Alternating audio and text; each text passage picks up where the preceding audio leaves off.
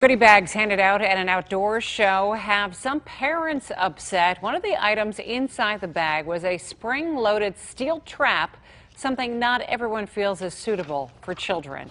Westmoreland County Bureau Chief Ross Goodie is live with more on this story. Ross. Yeah, you know, when you talk about a goodie bag and kids go to some type of outdoor activity, it usually may have a cartoon coloring book in it, or maybe some pamphlets or even some stickers. Well, in this particular instance, it had a steel trap capable of killing small animals. That is what is known as a conibear trap. They're pretty powerful. I have a hard time setting them myself. Devices used by trappers in season and underwater often, they're perfectly legal. Angela Pampa isn't a trapper, but she has 3 after her children came home with them. They went to a festival at Keystone State Park, and handed out in their goodie bag were these fur traps. The spring-loaded steel traps were given out by Custom Skull Cleaning, a taxidermy outfit in New Alexandria, Pennsylvania.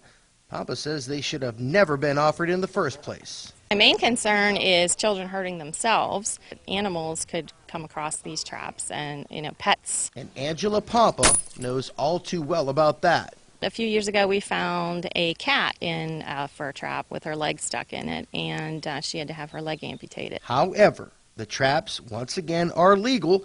Pampa admits her husband was with the children at the time they got the traps, and he was advised that there were traps in the bag, but there was no waiver signed. We called Custom Skull Cleaning, but messages have not yet been returned. However, the Game Commission tells us the company's owner told them adults were asked to surrender the traps if they weren't comfortable in having them.